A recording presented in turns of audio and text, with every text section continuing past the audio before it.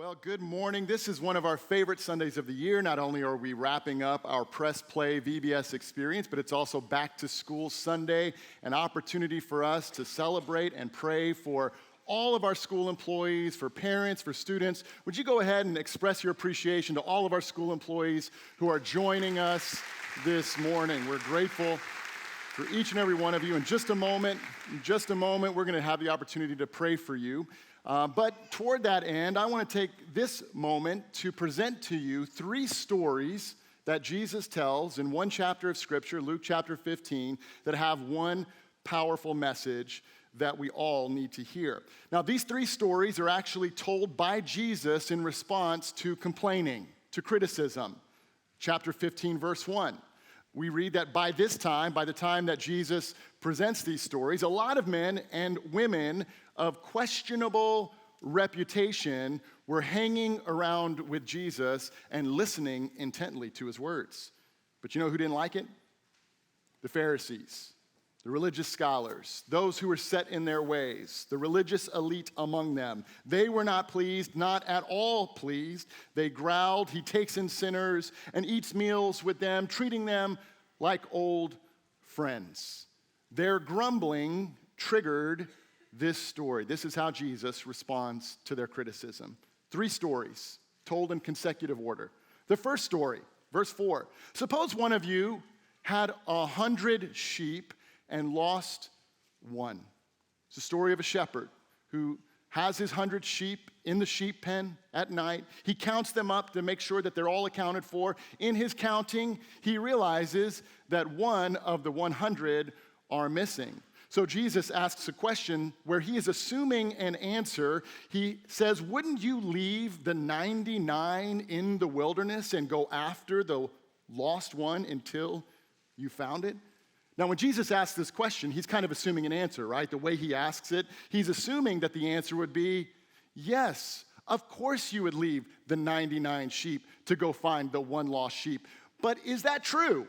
If you were a shepherd in Jesus' day, if you were wise and business savvy, would you leave the 99 sheep under threat of wolves, under threat of thieves? Would you leave the 99 to find one dumb sheep? Would you do that? Probably not. But this is not a normal shepherd. This is the good shepherd.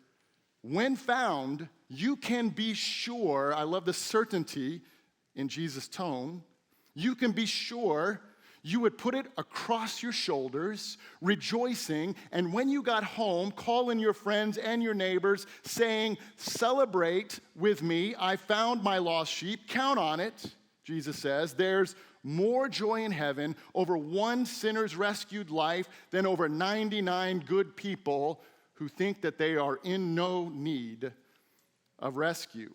Two kind of surprising things Jesus does in this parable. First one, when this shepherd leaves the 99 to find the one lost sheep, and he finds that one lost sheep wandering in the wilderness, he's so overcome with joy and gratitude. What does he do?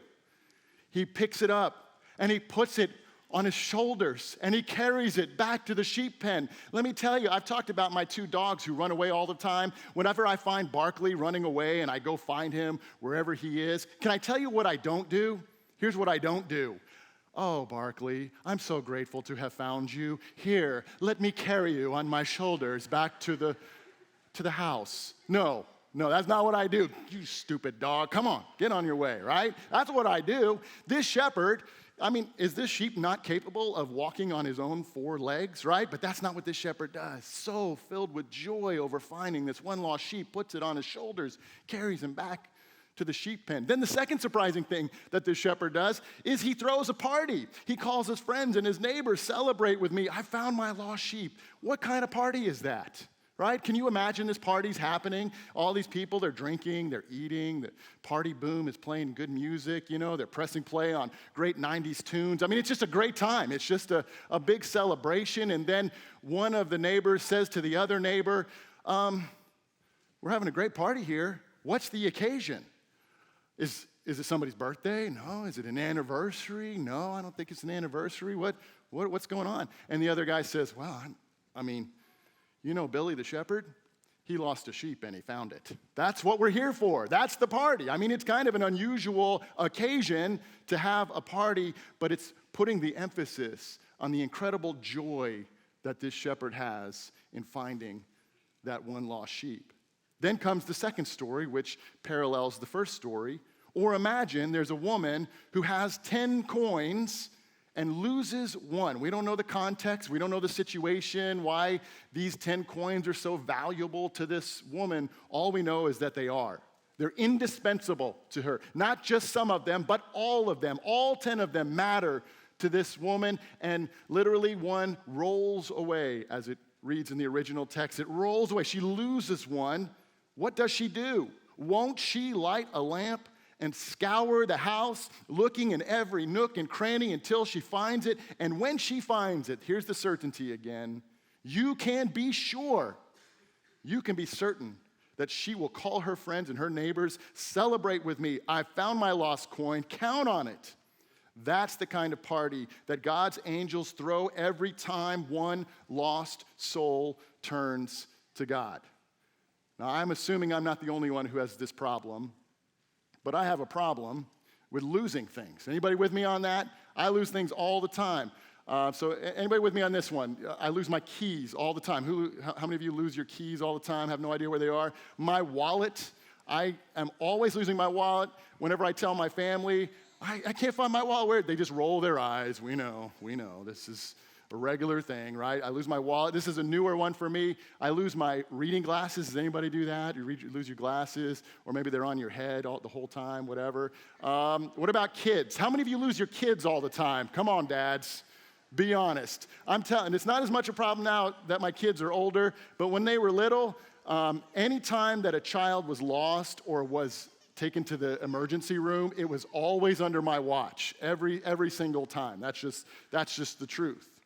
There is such incredible joy when you find something valuable that has been lost. That's the emphasis of these first two parables. There is rejoicing in the heavenly realms when that one lost sheep is found, when that one lost coin is found. There is something that we can do this morning that will bring joy to the heavenly realms, that will bring joy to God, that will bring joy to his angels when we confess our utter need and our utter dependence upon God. When we say, God, I can't do this by myself.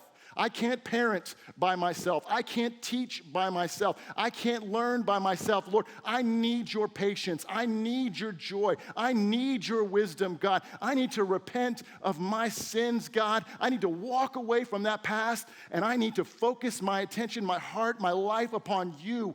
Every time that we utter that kind of confession, which you can do this morning, then God smiles. He rejoices over us. There's something you can do this morning, God says, that will bring joy to heaven when we repent and say, God, we need you, rather than those 99 who say, God, I don't need you. I got this. I got this figured out. I can handle this myself. No. As the song goes, we need to sing the words, Lord, I need you. Oh, I need you. Every hour I need you. My one defense, my righteousness. Oh, God, how I need you. But Jesus isn't done. He tells a third story. Charles Dickens says that it's the greatest short story ever told. It's the longest of Jesus' parables. And I'll set it up this way. I was speaking at a youth group, Wednesday night youth group event in Kansas somewhere. There were about 40, 50 kids in the room, and I decided to tell them the story of the Prodigal Son, which is the third story in Luke 15.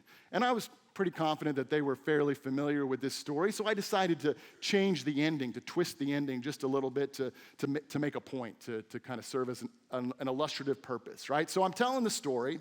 I say to these students, there once was a father who had two sons, and the younger son said, Dad, I want my share of the inheritance, to which, to our surprise, the father gave his younger son his share of the inheritance. The younger son took his newfound wealth and he traveled off to a distant land where he squandered it on wild living until it was all gone and he was destitute and poor, feeding the pigs. He came to his senses. He knew what he needed to do. He humbled himself, and he began the long journey back home, rehearsing this speech to himself over and over again. Father, I've sinned against heaven. I've sinned against you. I'm no longer worthy to be called your son. And as he's approaching his father's house, his father was on the front porch, could see his younger son approaching. The father goes out to where the son is, and when he reaches that place where the younger son is, the younger son drops to his knees, and he begins his speech, Father, I've sinned against heaven. But before he could finish, the father reaches his arms back, and he slaps his son to the ground, and he says, you worthless, no good son of mine, how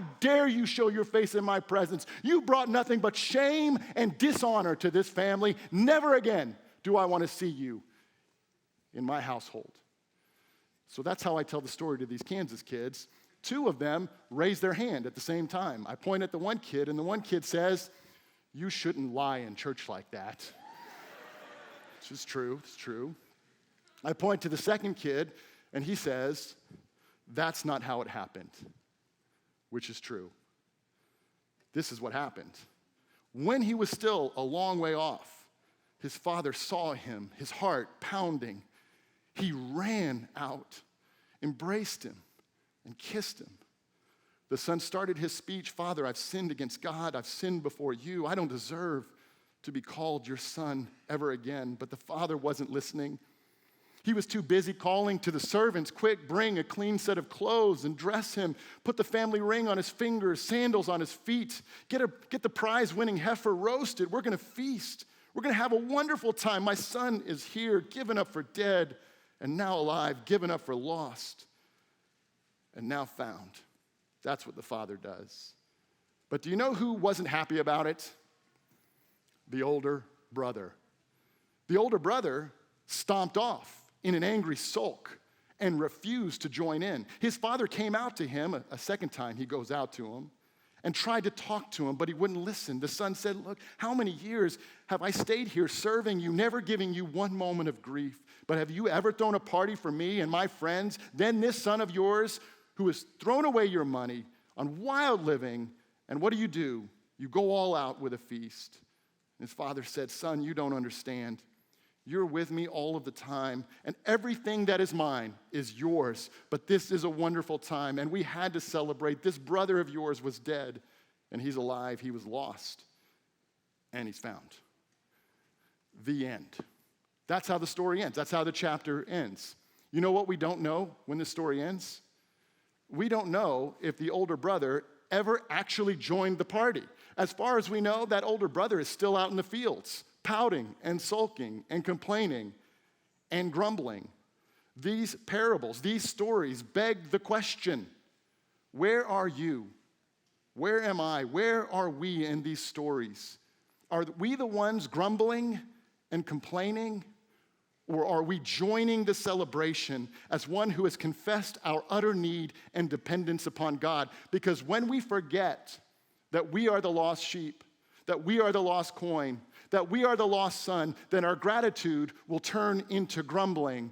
But when we remember, which is what we're going to do in just a moment, when we remember what God has sacrificed on our behalf, when we remember that God has left everything to die in our place, to suffer in our place, to give us hope, to give us salvation, to give us love. When we remember that, then we remember this powerful message.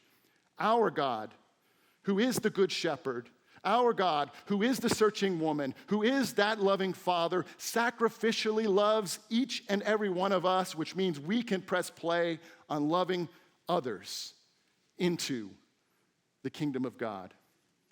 I know that that's what I needed when I was a student, when I was a punk student, not paying attention, causing trouble in my school. Nobody saw me, nobody cared about me, nobody paid attention to me other than Mr. Lynch, a man of God in my high school who saw me, who knew my name, who was patient with me, who gave me wisdom, who demonstrated joy to me, who showed me what it looks like to be a man of God, who made a difference in my life.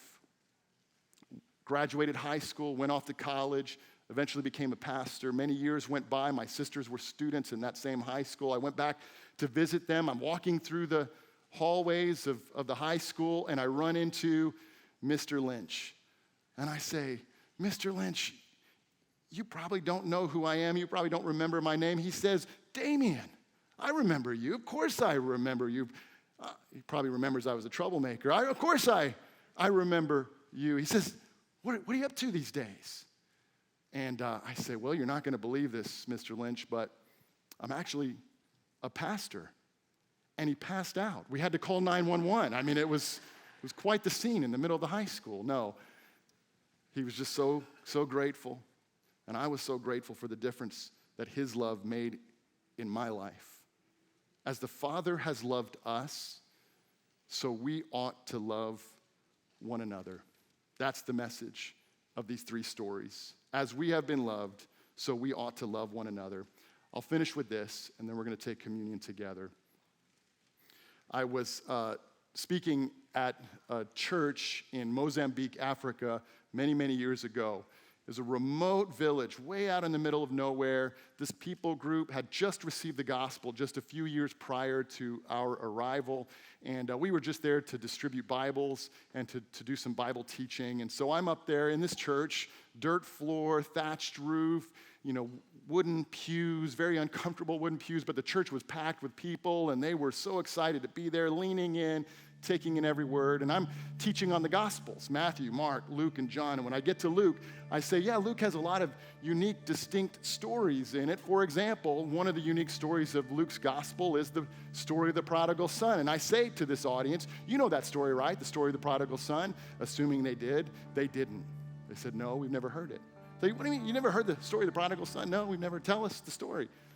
I'm like, wow, it's like sick 'em to a Doberman, right? This is amazing, right? A whole church full of people who have never heard the story of the prodigal son. And so I launch in telling the story. I say there was this father, 2 sons. He wants his share of the inheritance. And they all go, oh, right? Because they saw the shame and the dishonor of this younger son. Basically saying, Dad, I wish you were dead. But since you're not dead, give me the money. Give me my inheritance. They saw the dishonor in that. And the father gave the younger son his share of the inheritance, and he wasted it on wild living. And finally he came to his senses, and he came back to his dad, and he dropped to his knees. I've sinned against heaven. I've sinned against you.